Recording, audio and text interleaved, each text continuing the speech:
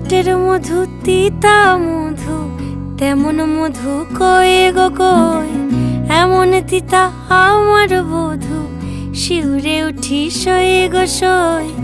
আনবাড়ি যায় আমায় ফেলে বাদল মেঘের ডাকে, একবারও সে ভাবে না গো রায় কি করে থাকে। কি করে রায়, কি করে রায়, কি করে রায়, কি করে, এই বুঝি যায় পীড়িত ছুটে সেই ভয়েতে যায় মরে।